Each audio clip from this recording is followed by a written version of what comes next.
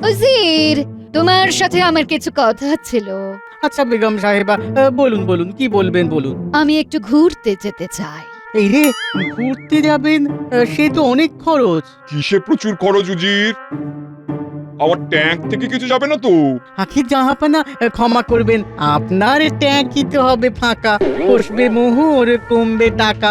বলো কি? নবাব বাহাদুর, আমি একটু ঘুরতে যেতে চাই। আমাদের এত বড় মহল, এত সুন্দর বাগান থাকতে তুমি মিছিমিছি বাইরে কেন ঘুরতে যাবে? আহ, এইরকম করে মশকরা করবেন না, না হলে আমি কিন্তু মনের দুঃখে দুয়ারে খিল দেব, এই বলে দিলাম জনাব।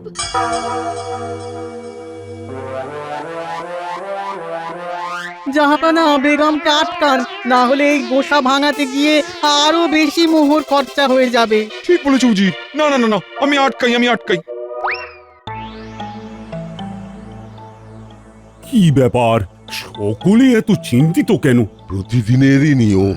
গোপাল আজও এলো না। গোপাল তো বিজ্ঞানীর সেবায় ব্যস্ত, অসুস্থ বিজ্ঞানীর দেখভাল করছে। ব্যস্ত না ছাই, এই নিয়ে পরপর 4 দিন হলো গোপাল সভায় দেরি করে আসছে, অজুহাত দিচ্ছে বিজ্ঞানীকে সেবা করার, অথচ আপনি কিছুই বলছেন না। শোনো মন্ত্রী, মানব সেবা পরম সেবা। তাছাড়া আমাদের রাজ্যের বিজ্ঞানী অসুস্থ, তাকে না দেখলে চলে? বিজ্ঞানীর সেবা করতে গোপাল গেছে তার বাড়ি। গোপালের দেরি দেখে মন্ত্রীর মুখ হাঁড়ি হাঁড়ি। এই সভাকবি, তোমার ওই সস্তার কবিতা বলো না তো। বলা নেই, কওয়া নেই, দিন নেই, রাত নেই, শুধু কবিতা আর কবিতা। মহারাজ, আমি ভালো কথা বলছি। সভাকবি, গোপাল, বিজ্ঞানী এরা কেউ কাজের নয়, এদেরকে বার করে দিন। মন্ত্রী, তুমি এবারে থামো। কাকে কি করব তা আমি বুঝবো, তুমি একদম চুপ থাকো। মহারাজের ধমক খেয়ে মন্ত্রী হলেন জব্দ। এখন শুধু মাথা চুলকান, হারিয়েছে তার শব্দ। কি ব্যাপার, সভার পরিবেশ গরম মনে হচ্ছে? সেই সিংহ দুয়ার থেকে চিৎকার শুনছি। মহারাজ ক্ষেপে আগুন আর মন্ত্রী দিচ্ছে তেলে বেগুন। আহ, কি হয়েছেটা কি? তুমি বিজ্ঞানী সেবা করছো বলি মন্ত্রীর রাগ, দিয়েছি ধমক। এ আর নতুন কথা কি? মন্ত্রী মশাই তো নিজের ভালো ছাড়া অপরের ভালো সহ্যই করতে পারেন না। গোপাল, তুমি যে সব লোক দেখানো করো সেটা লোকে না বুঝলেও আমি বুঝি। মন্ত্রী মশাই, আপনি যে লোককে দেখিয়েও কিছু করেন না, সেটা লোকেও বোঝে, আমিও বুঝি।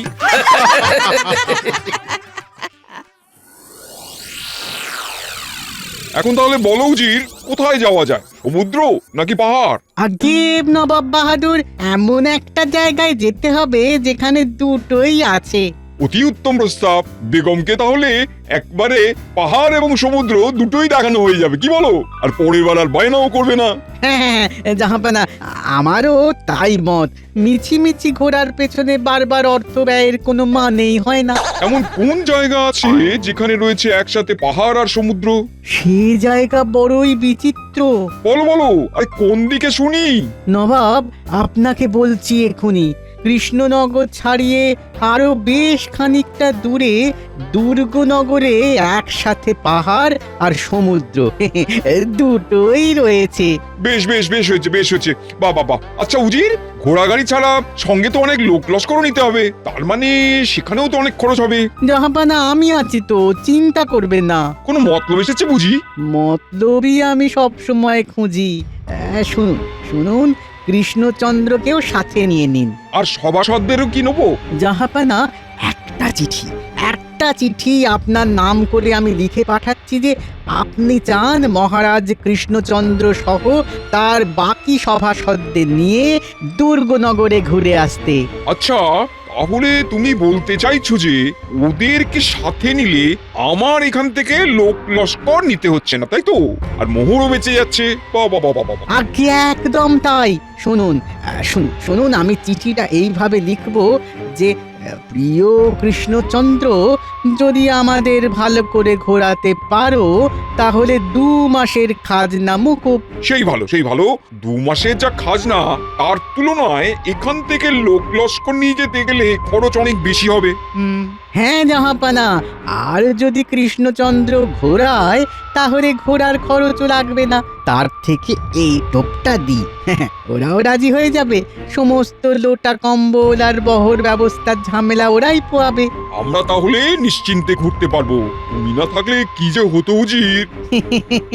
আমি না থাকলে আপনার সব মুশকিল আসানো হতো না। আমি না থাকলে এত সহজে একদম নিখুঁত পরিকল্পনা আপনি করতেও পারতেন না। আমাকে বোকা ভেবো না।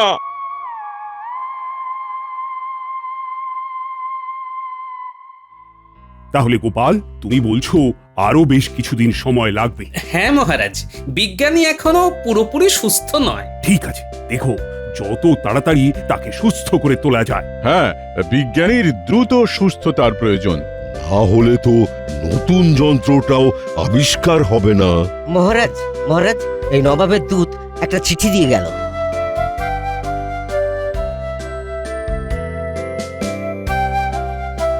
এখন আবার নবাবের চিঠি? খাজনা তো দেওয়াই আছে। তাই তো। নবাবের চিঠি যখন এসেছে, দিন আমি পড়ি। হ্যাঁ, উনি তো আবার আপনার গুরুদেব, আর ওই উজির প্রাণের দোষর। মহারাজ, এই চিঠিতে লেখা আছে যে নবাব বাহাদুর বেগম আর উজিরকে নিয়ে কৃষ্ণনগর আসবেন। তারপর এখান থেকে আপনার আতিথেয়তায় উনি দুর্গনগরে বেড়াতে যেতে চান। যদি আপনার আতিথেয়তায় ঘুরে উনি সন্তুষ্ট হন, তাহলে হ্যাঁ, 2 মাসের খাজনা মুকুব করে দেবেন। এ কেমন কূটনীতি? ঘাড়ে বন্দুকও রাখছেন, আবার পালাতে দেওয়ার সুযোগও দিচ্ছেন। নিশ্চয়ই ওই উজিরের বুদ্ধি। প্রতিটা রাজ্যে এমন একজন করে আছে মহারাজ। গোপাল গোপাল, আমি তোমায় দেখে নেব। মাথা ঘুরে যাচ্ছে। আমাকে উদ্দেশ্য করে কথা। ঢিলটা তাহলে ঠিক জায়গায় লেগেছে। যাই হোক, আপনি আমাকে যতই দেখুন, যতই অভিশাপ দেন না কেন, আমিই থাকবো। কথায় আছে, শকুনের অভিশাপে গরু যায় না মরে। গোপালের কথা শুনে মন্ত্রীর মাথা ঘোরে। গোপাল, চিঠির জবাবে ওনাদের আসতে বলো। হ্যাঁ মহারাজ।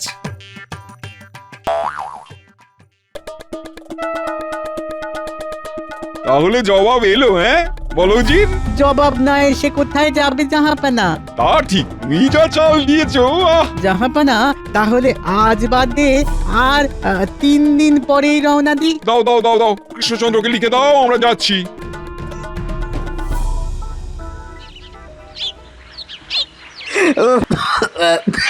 তাড়াতাড়ি সেরে ওঠো বিজ্ঞানী, তোমায় ছাড়া বেড়াতে যেতে মন চাইছে না। এরকম বলো না, কি আছে, কয়েকদিনের তো ব্যাপার। তাছাড়া তুমি যেভাবে প্রত্যেকটা দিন আমার সেবা করে চলেছ, কি বলবো। তুমি এমন করে বললে আমি আর আসবো না কিন্তু।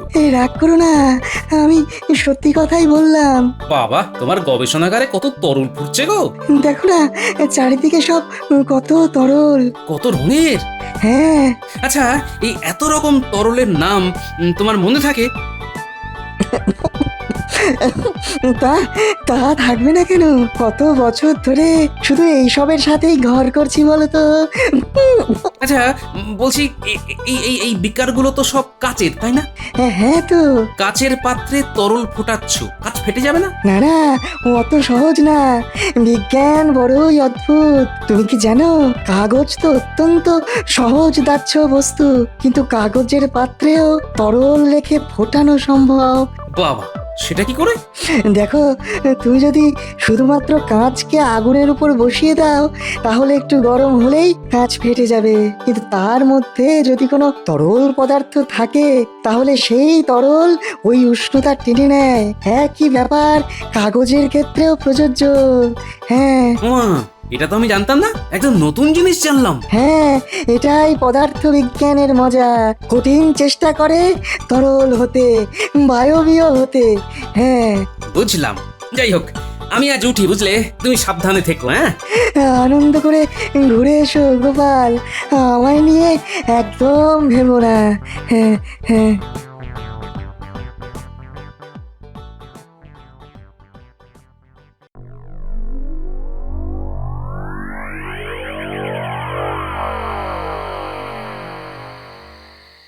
তাও ভালো, নবাবের দৌলতে কালকে একটু ঘুরতে যেতে পারবো। আসতে পারি মহারাজ? কে?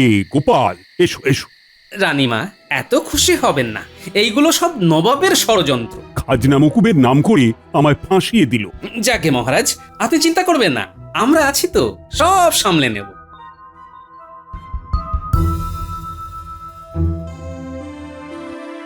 কি জাহাপানা, আপনি খুশি হয়েছেন তো?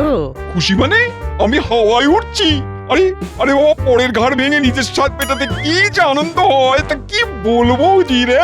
আমাদের শুধু কৃষ্ণনগর পর্যন্ত যেতে হবে, তারপরে তো আমরা ঝাড়া হাত পা। এখন তোমাদের বেগম সাহেবা খুশি হলেই হলো। উনি খুব খুশি হবেন, হ্যাঁ, এই কথাটা আপনি মিলিয়ে নেবেন। আহা আহা, কি আনন্দ, কি আনন্দ! বিনা খরচে ঘোরা।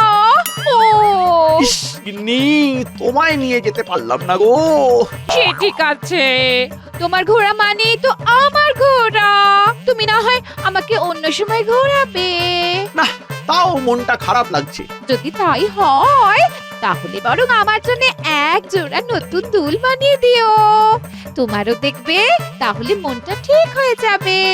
এই রে, এই অভিনয়ের ভুলটা না করলে দুলের বায়না আসতো না। এখন কি করি, কি করি, কি করি? কি গো, চুপ করে গেলে যে? ঘুম পাচ্ছে। দুলের কথা শুনেই ঘুম পেয়ে গেল? এই যে একটু আগে আমার জন্য দুঃখ পাচ্ছিলে। হ্যাঁ, দুল দুল তুমি পেয়ে যাবে গিন্নি। সে আমি জানি। শ্যাকরার সদ্য বানানো দুল না পেলেও তুমি কায়দা করে নিশ্চয়ই কারো দুল নিয়ে আসবে। গিন্নি, তুমি না। তোমার গুণের প্রশংসাই তো করলাম মশাই। তুমি এত ভেবো না তো, আমি সব করে নেব। এই শুয়ে পড়ো এখন। হ্যাঁ, ঘুম আসছে না কিছুতেই গো। আমি জানি কেন আসছে না। হ্যাঁ, তুমি আসলে চিন্তা করছো কালকের ব্যাপারটা নিয়ে। আর হবে নাই বা কেন? হ্যাঁ, একে মন্ত্রী নিয়ে পারো না, তার উপরে উজি দোষর। হ্যাঁ না গো, শুধু চিন্তা নয়, মনটাও খারাপ। উমা, কেন? এই বেড়াতে যাচ্ছ, কেউ মন খারাপ করে নাকি? কত বছর বাদে তোমাকে একা রেখে কাল আমি যাচ্ছি বলো। ওমা, আমি একা কই? হ্যাঁ, আহা, তুমি কি ভুলে গেলে নাকি তোমার নাতি নাতনি গুলো আছে? ওরাই তো আমার ভরসা গো। ওদিকে বিজ্ঞানীও যেতে পারছে না। বলি হ্যাঁ গো, এত মন খারাপ করো না। এ কি করবে, সময় তো সব সময় সাথ দেবে না গো। বলি যেমন পরিস্থিতি হবে তেমন ভাবে মানিয়ে নিতে হবে। হ্যাঁ, সে আমার 7 জন্মের তপস্যার ফল। না হলে তোমার মতো এমন সমজদার বউ পাওয়া ভাগ্যের ব্যাপার গো। তোমার বউ তোমার সাথে পায়ে পা লাগিয়ে যেমন ঝগড়া করে তেমন সব পরিস্থিতি বুঝতেও পারে। হ্যাঁ, সবই ভালোবাসা গিন্নি।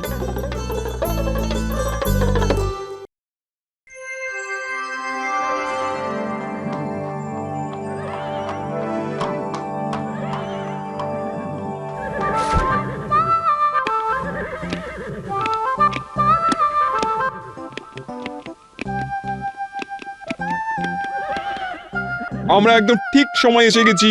আমরা ঠিক সময়েই ঠিক কাজ করি হুজুর। নবাব বাহাদুর, আর তোর সইছে না নবাব বাহাদুর। কেন কেন, খিদে পেয়েছে নাকি? না, কখন রওনা দেব? ঠিকই তো, বেগম সাহেবা সেই কখন বেরিয়েছেন। মন্ত্রীমশাই, আপনারও যদি খুব তাড়া থাকে তাহলে আপনি বরং কোচোয়ান হয়ে যান। হ্যাঁ, এতটা পথ যাওয়ার বন্দোবস্ত করা তো চারটিখানি কথা নয়। নবাব, এখানে সবই দেরিতে, আমার ভালো লাগছে না। মহারাজ, এখানে এমন অব্যবস্থা কেন? আমি কিন্তু সন্তুষ্ট না হলে 2 মাসের খাজনা মুকুব তো করবই না, উল্টে 4 মাস বাড়িয়ে দেবো। সে আপনি এমনি করবেন না, আমি জানি।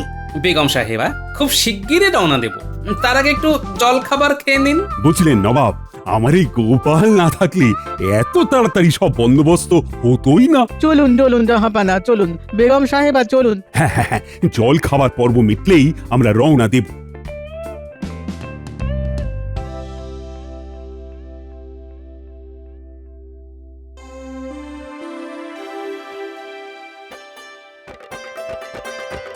সকলের খাওয়া শেষ, তাহলে চলুন রওনা দিই। গোপাল, সব নিয়েছো তো? হ্যাঁ মহারাজ। জল নিয়ে এসেছেন তো? আমার আবার একটু বাদে বাদেই জল পিপাসা পায়। চিন্তা নেই, এক বড় মাটির জ্বালায় জল আছে, আপনি চাইলে সারাদিন জল খেয়েই কাটাতে পারেন। তাহলে চলুন রওনা দিই। হ্যাঁ হ্যাঁ হ্যাঁ, চলুন চলুন জাহাপানা, চলুন।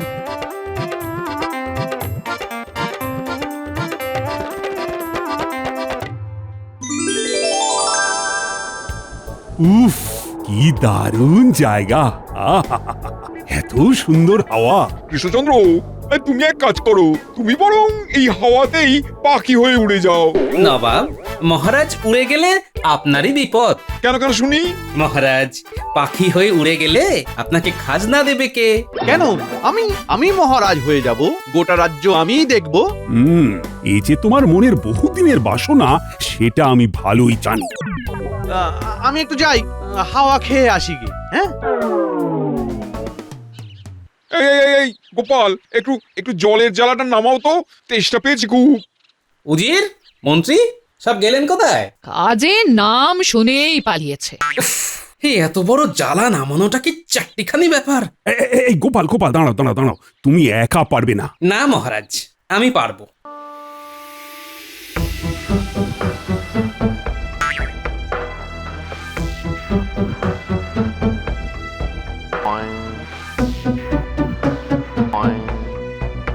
ইয়া! আহ!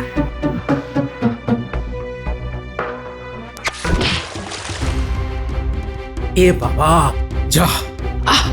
গোপাল, এটা কি হলো? এখন কি হবে? আমি জানি না, আমাকে যেখান থেকে পারো জল এনে দাও। অকম্মার ঢেকি বের করে দেবো কৃষ্ণনগর থেকে। বেশ হয়েছে, গোপাল এবার বুঝবে ঠেলা।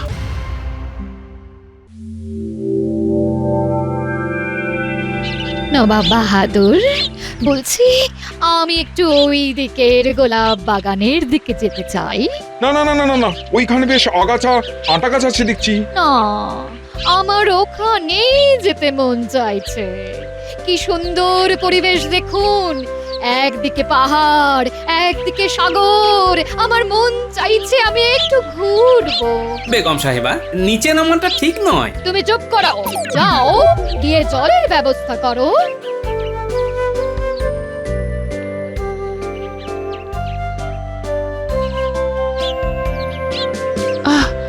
বাবা, গোলাপগুলো দেখুন। খুব সাবধান, এখানে কিন্তু অনেক কাঁটা গাছও আছে, সাবধান। আরে বাবা, শোভাটা উপভোগ করুন।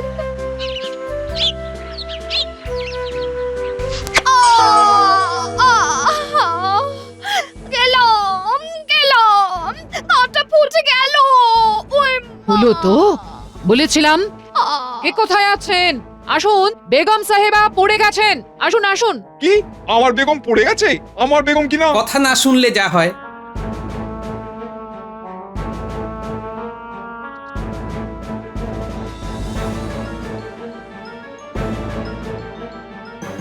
দেখুন, এ ক্ষত বেশ গভীর, এক্ষুনি গরম জল লাগবে। কুসুম উষ্ণ হলেও হবে, আমি একটা ঔষধ লাগিয়ে দেব, না হলে ওনার পা পচে যাবে। খুব বিষাক্ত কিছু কি কামড়েছে? হ্যাঁ, ওই বিষাক্ত একটা কাঁটা ফুটেছে। হায় হায় হায় হায় হায়, এখন কি যে করি? আগুন না হয় পাথর ঘষে জ্বালিয়ে দেব। আমার ঝোলায় চকমকি পাথর আছে, কখন কি কাজে লাগে তাই রেখে দিই আর কি। কিন্তু জল গরম হবে কি করে? একটা যাও জলের জ্বালা ছিল, সেটাও গেল ভেঙে। আমি জানি না কিছু। রাজা কৃষ্ণচন্দ্র, তুমি যে করে হোক জল ফোটাবার পাত্রের ব্যবস্থা করো, না হলে গর্দান নেবো। কি ব্যথা, আর পারছি না নবাব, পারছি না। গোপাল, আরে কিছু একটা করো।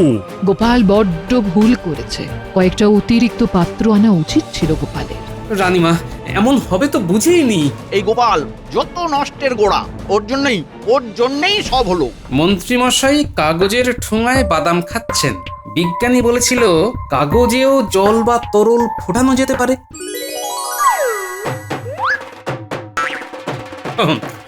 ঠোঙাটা বেশ শক্তপোক্তই আছে, কাজ হয়ে যাবে। এই দাও দাও, আমার বাদামের ঠোঙা দাও দাও। এখন এটা পাবেন না, কাছাকাছি অনেক কাঠের টুকরো আছে। যাই, আগে আগুন ধরাই, তারপর চট করে ঠোঙায় জল ভরে আনি।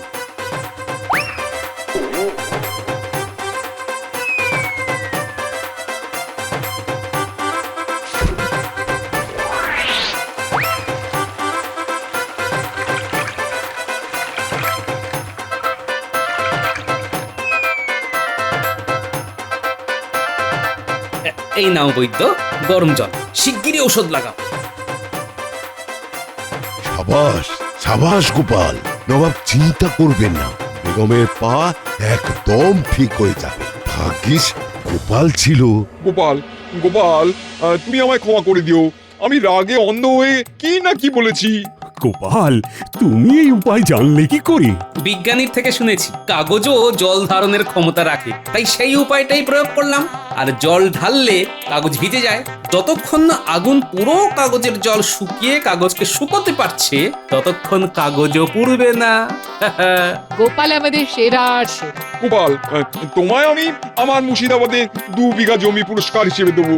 না নবাব বাহাদুর, আমার পুরস্কারের দরকার নেই। আমি যে ঠিক সময়ে বেগম সাহেবার উপকারে এসেছি, এই অনেক। কিন্তু গোপাল, পুরস্কার? নবাব বাহাদুর, আমরা মানুষেরা প্রত্যেকে প্রত্যেকের জন্য আপদে বিপদে যদি পাশে দাঁড়াতে পারি, তাহলে হব খুবই ধন্য। কিন্তু কিন্তু আমার বাদাম খাওয়া হলো না, জমিও পাওয়া হলো না। ইস, বাড়ি ফিরে গিন্নিকে আবার দুল বানিয়ে দিতে হবে। ভালো লাগে না আমার কষ্টের জীবন। দূর দূর দূর দূর দূর, অসহ্য। এই যে এই মহারাজের এই রকম হাসি হাসি মুখ দেখেও শান্তি। আজ আর কোনো দুশ্চিন্তা নেই, কোনো উৎকণ্ঠা নেই। ধীরে মন্ত্রী মশাই, ধীরে, না হলে যে নেই নেই করতে করতে নিজেই খেই হারিয়ে ফেলবেন। না না, এবারে আর হারিয়ে দেওয়ার কোনো সুযোগ নেই। এবারে তো হারাবো আমি। কাকে হারানোর কথা বলছেন মহারাজ? নবাব বাহাদুরকে পুরো চুপ করিয়ে দেব। মানে বলছিলাম কি, আর একবার ভেবে চিনতে দেখলে হতো না? যা ভাবা সব ভাবা হয়ে গেছে মন্ত্রী। আগের বার নবাব সবাইকে মুর্শিদাবাদে ডেকে নিয়ে গিয়ে বেইজ্জত করেছিলেন। এবার তার মধুর প্রতিশোধ নেব আমি। সে না হয় নেবেন, কিন্তু তার জন্য যে নবাবকে কৃষ্ণনগরে আসতে হবে, সে ব্যবস্থা করা যাবে তো মহারাজ? করা যাবে মানে করে ফেলেছি। গঙ্গার ধারে যে নতুন অতিথি নিবাস বানিয়েছি, সেটার উদ্বোধনেই নবাবকে আমন্ত্রণ জানাচ্ছি আমি। তবে আমি বলি কি, ব্যাপারটা অনেকটা ওই খাল কেটে কুমির ডাকার মতো হচ্ছে নাকি মহারাজ? কুমির হোক আর জলহস্তি হোক, নবাবকে নিমন্ত্রণ করব বলে ভেবে ফেলেছি, আর নিমন্ত্রণ করছিও। কিন্তু আমি তো মহারাজ। থাক থাক গোপাল, থাক। আমি বলে আর মহারাজকে বিরক্ত করতে হবে না। আর তোমার যদি নবাবের কৃষ্ণনগরে আসা নিয়ে আপত্তি থাকে, তবে তোমাকেই না হয় এই কদিন রাজসভায় আসতে হবে না। যেমন বলবেন মহারাজ।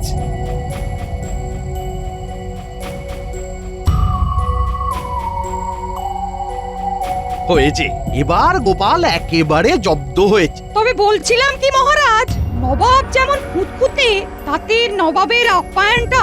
সেসব নিয়ে ভাবতে হবে না, নবাবের আপ্যায়নের ব্যাপারটা আমি সামলাবো। আর এই তালে যতটা যা হাতানো যায় হাতাবো।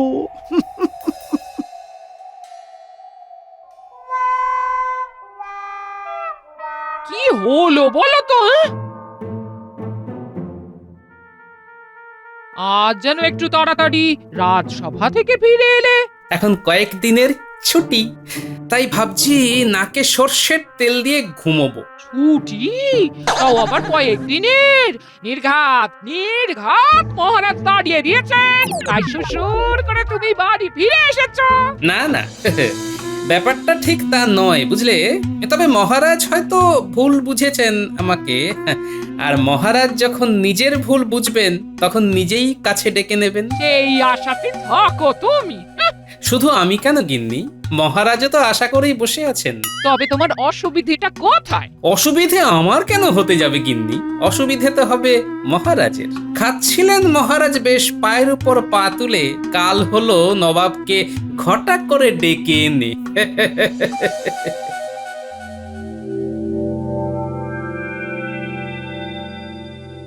আবার কি নতুন ফরমান নিয়ে বসে আছেন জাহাপানা?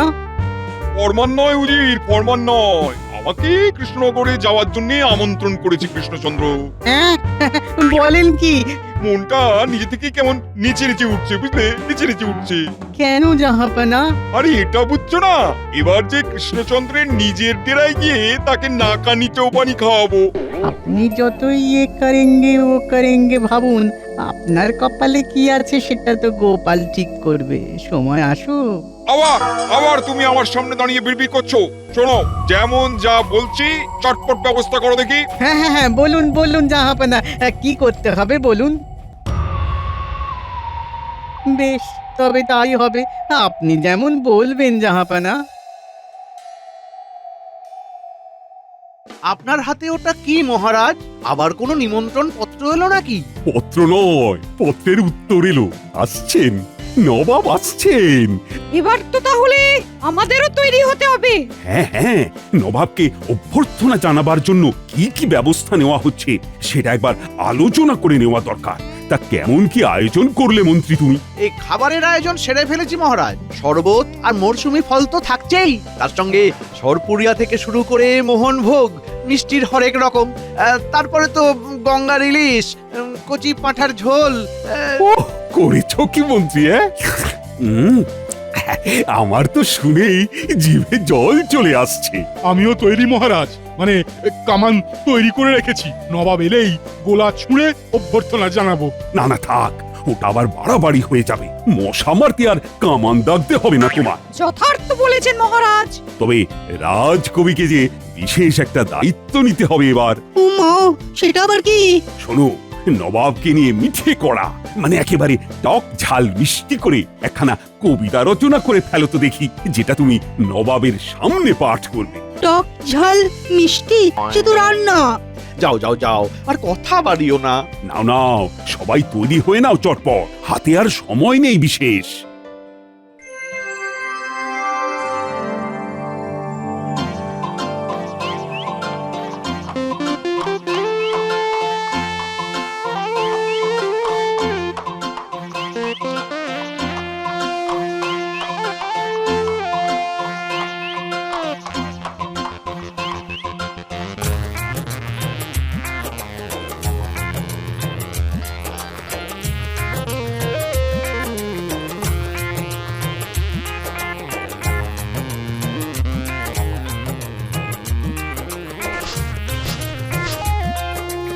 এই তো আমি এসে গেছি কৃষ্ণচন্দ্র।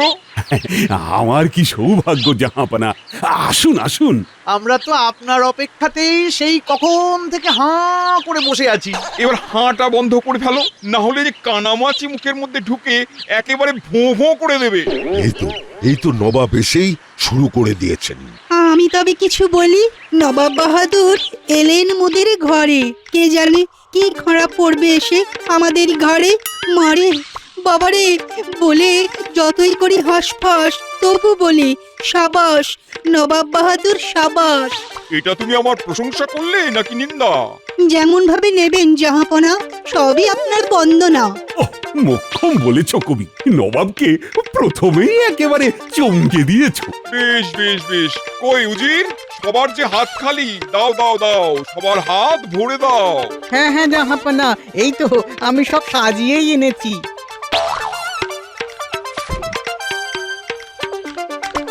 এই যে সবাই একটু করে মিষ্টি মুখ করে নিন।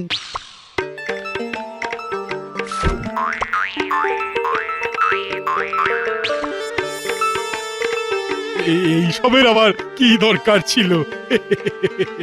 দরকার তো ছিলই, এতদিন পরে এলাম, খালি হাতে তো আর আসা যায় না। আহা আহা, কি উত্তম চিন্তা। না না, আমি সর্বপ্রথম এই মিষ্টান্ন গ্রহণ করব।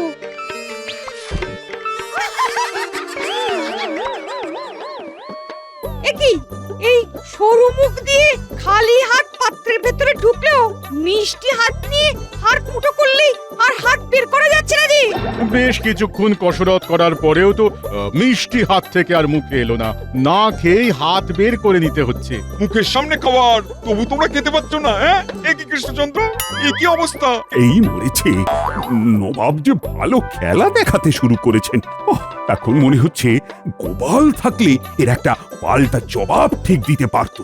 সবাইকে তো দেখছি, কই গোপালকে তো দেখতে পাচ্ছি না। আপনি আসছেন শুনে গোপাল গা ঢাকা দিয়েছে নবাব বাহাদুর। সবাইকে ছেড়ে গোপালের খোঁজ করছেন কেন জাহাপানা? আসলে গোপালকে নিয়ে তামাশা না করলে যে আমার মনের আশা মেটে না উজির, কি করি বলো?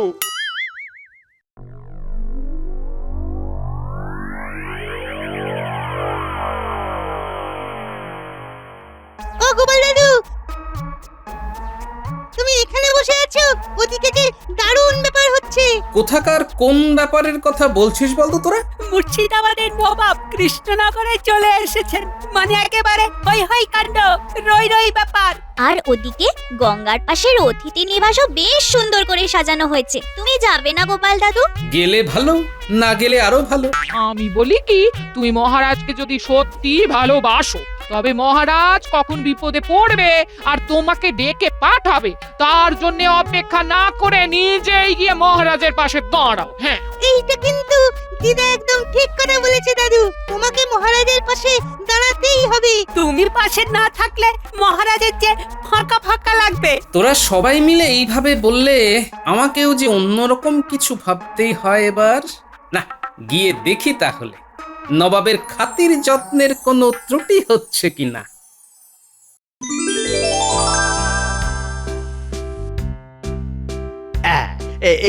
এইবার একটু কিছু খেয়ে নিন নবাব বাহাদুর, এতটা পথ এসেছেন, খিদে পেয়েছে নিশ্চয়ই।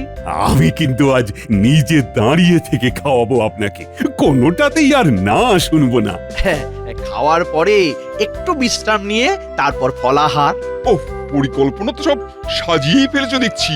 কোথাও কোনো ফাঁক নেই, মন্ত্রী মশাইয়ের কাজ আছে বলতে হবে। এই আর কি, এই যে এই সব আয়োজন সেসব তো আমিই করেছি। মন্ত্রী মনে হচ্ছে বড্ড বাড়াবাড়ি করছে। এইসব আবার কি? এগুলো কি আমার পছন্দের খাবার? আমার তো এখন খেতে ইচ্ছে করছে জল ঢালা পান্তা ভাত আর শুকনো লঙ্কা পেঁয়াজ তেল দিয়ে মাখা আলু ভাতে, তারপর শরতলা দুধে পাতা টক দই, আর শেষে বিট নুনে জড়ানো কাঁচা আমলকি। কই এসব আনো দেখি। হ্যাঁ, সে কি, এই মরেছে, এরকম তো আগে কখনো শুনিনি। তাহলে সবাইকে জানিয়ে দাও নবাব কৃষ্ণনগরে এসে কিছুই খায়নি। ও, কিচ্ছু খাবেন না জাহাপানা, কিন্তু আপনি না খেয়ে থাকলে যে রাজ্যের অকল্যাণ হবে। হলে হবে, কি আর করা যাবে। করা তো অনেক কিছুই যায়, তবে আপাতত আগামীকালের খাবারের থালাটা একবার দেখে নিই জাহাপানা। দেখুন তো এটা আপনার মনের মতন হয়েছে কিনা। ও গোপাল, তুমি তাহলে এলে শেষ পর্যন্ত, কিন্তু এটা আবার কি ধরনের রসিকতা? তাই তো, থালা তো ফাঁকা। রসিকতা কেন হতে যাবে জাহাপানা? কাল শুক্লা চতুর্দশী আর নতুন গৃহের উদ্বোধন, তাই ওই দিনে উপবাস করাই আমাদের রীতি। মহারাজ নিজেও কিছু খাবেন না আর কাউকে কিছু খাওয়াবেনও না, শুধু এই সামান্যই ফল আর শরবত ছাড়া। বল কি উপবাস? তাহলে তো সর্বনাশ। না না না না না, তাহলে না হয় যে আয়োজন করা হয়েছে সেটাই খেয়ে নি আজকের মতন। যাক, নবাব তাহলে মুখে কিছু তুললেন। নবাব খাবেন না মানে? উনি যদি বুনো ওল হন, আমিও তবে বাঘাতে তুল। ভাগ্যিস তুমি ঠিক সময় এলে, তাই তো নবাবের খাওয়ার ঝামেলাটা মিটলো। ঝামেলার এখন কি দেখেছেন মহারাজ? এখনো তো আসল ঝামেলাই বাকি আছে। তুমি আবার মহারাজকে মিছিমিছি ভয় দেখাচ্ছ। না না, গোপাল যখন বলছে তখন ব্যাপারটা আর উড়িয়ে দেওয়া যাবে না, এবার বেশ সতর্ক থাকতে হবে।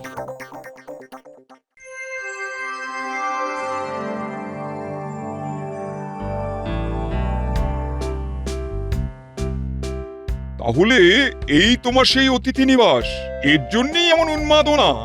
আচ্ছা, বাইরে থেকে আর কি দেখলেন নবাব বাহাদুর, ঘরের ভিতর ঢুকে দেখুন।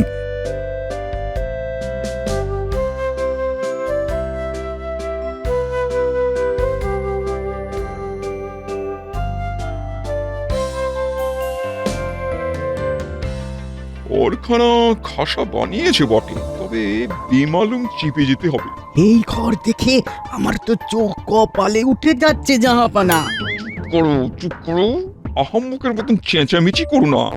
জুৎসই একখানা ফন্দি আঁটতে হবে এবার, যাতে যাতে কৃষ্ণচন্দ্রের থোঁতা মুখ ভোঁতা হয়ে যায়। কি হলো জাহাপানা? সব দেখে আপনার কি বাক্যি বন্ধ হয়ে গেল? হ্যাঁ, উফ, তোমাকে সেই খোঁচাতেই হবে গোপাল, নবাব ফোঁস করলে সামলাতে পারবে তো? সবই ঠিক আছে, তবে ঘরটা যেন কেমন ফাঁকা ফাঁকা লাগছে। হ্যাঁ, ফাঁকা লাগছে? না না, ইতিমধ্যেই তুমি অনেক অর্থ ব্যয় করেছো, তাই ঘর ভরার ব্যবস্থা তোমার সভাসদরাই করবে, তাও তাও আমার খরচে। এটা আবার জাহাপনার কেমন খেয়াল? আমাকে তবে 100 মোহর দিয়ে চোখ বন্ধ করে বসে থাকুন জাহাপনা। হবে না হবে না, সবাইকে একটা করে মোহর দেবো আমি, সেটা খরচ করেই ঘর ভরতে হবে, আর তাও আজ সন্ধ্যের মধ্যে।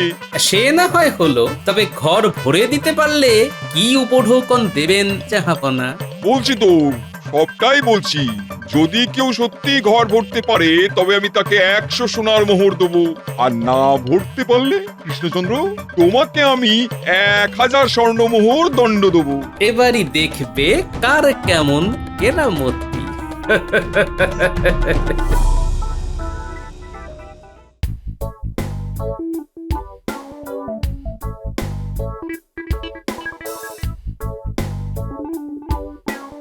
এই নাও ভাই। এই একটা মোহর দিয়ে কাপড় কিনতে এসেছেন, এতে আর কত কি হবে? হ্যাঁ, যাই হোক, কাপড় দিয়ে ভরে দেব ঘর।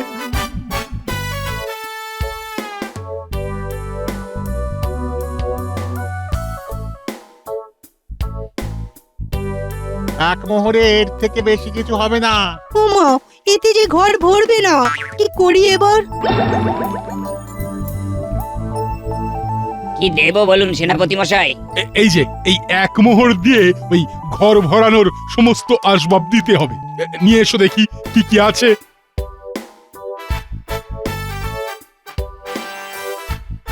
এই যে এই চৌকির থেকে বেশি কিছু হবে না। এটা দিয়ে কি হবে? এতে ঘর ভরবে? সে আমি কি জানি, এই এক মোহরে এর থেকে বেশি আর কি হবে?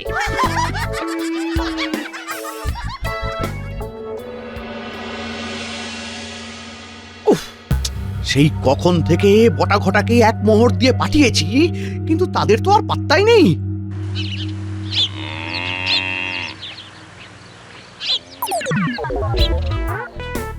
এসে গেছি মন্ত্রী মশাই, এসে গেছি।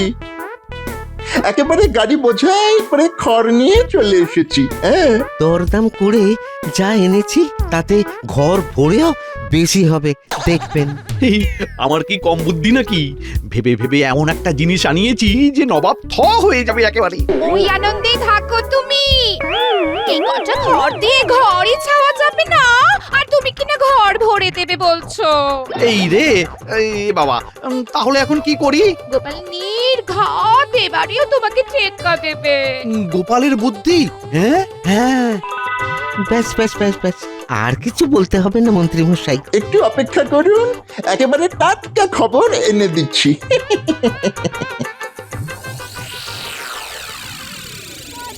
তুমি কি গো?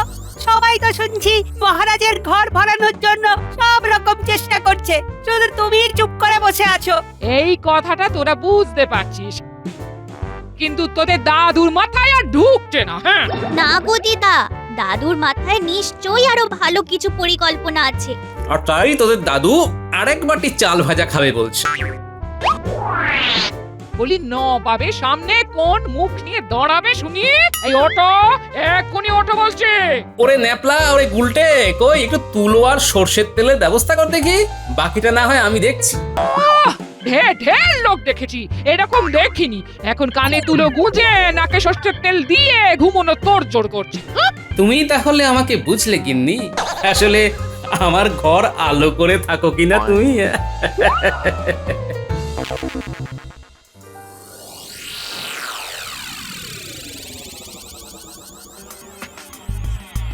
কিরে কিরে বটা ঘটা, কই কিছু খবর নিয়ে আসতে পারলি?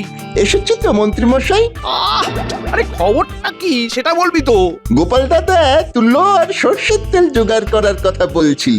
আর গিন্নিমা রেগে যেতে বললো, গিন্নিমা নাকি ওই ঘর আলো করে থাকে, তাই সবটাই বোঝে। দাঁড়া দাঁড়া দাঁড়া দাঁড়া, তুলো তেল আলো সব কটাকে জোড়া লাগালে যা হয় তা হলো, এই হয়ে গেছে হয়ে গেছে, ঘর ভরার ফিকির জানা হয়ে গেছে। ও চল নবাব বাহাদুরকে চমকে দিয়ে গিয়ে।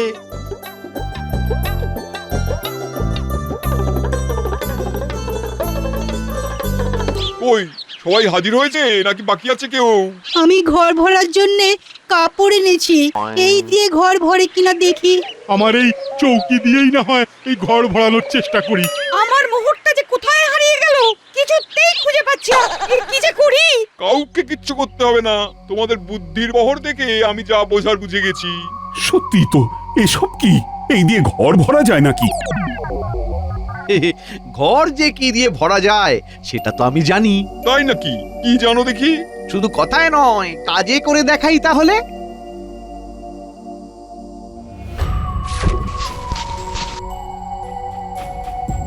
এই দেখুন, পুরো ঘরটাই তো ভরে গেল। আরে বাহ! এই তো কেমন আলো দিয়ে সারা ঘর ভরে দিল মন্ত্রী। হ্যাঁ, তাই তো দেখছি। তাহলে তো পুরস্কারের 100 মোহর মন্ত্রীকেই দিতে হবে। না, মন্ত্রীমশাই দেখালেন বটে। একেই বলে বুদ্ধিঞ্জস্য বলং তস্য। ব্যাপার কি মহারাজ? মনে হচ্ছে ভীষণ একখানা কাণ্ড ঘটে গেছে। ঘটছেই তো, এই দেখো মন্ত্রী কেমন বুদ্ধি করে আলো দিয়ে ঘরটাকে ভরে দিয়েছি। না না না না না, মানতেই হবে, মানতেই হবে। বুদ্ধির জোরে মন্ত্রী গোপালকে টেক্কা দিয়েছে। মন্ত্রীমশাই প্রদীপের আলোয় ঘর ভরেছেন বটে, তবে প্রদীপের তলাটা তো অন্ধকারই রয়ে গেল। হ্যাঁ, তাই তো, তাই তো, তাই তো। ইস, যা ভয় করেছিলাম ঠিক তাই। গোপাল এসে আবার আমার পাকা ধানে মই দেওয়ার চেষ্টা করছে। তাহলে তো ঘর পুরোপুরি ভরল না জাহাপানা। ঘর ভরার জন্যে হাতে গরম উপায় তো আমার কাছে আছে জাহাপনা।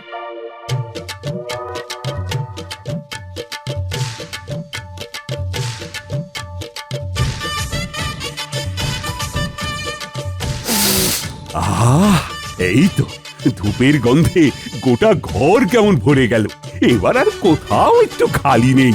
এবার তো তাহলে ওই 100 স্বর্ণমোহর তোমাকেই দিতে হয় গোপাল। ও, এবারেও গোপালই বাজি মেরে দিল।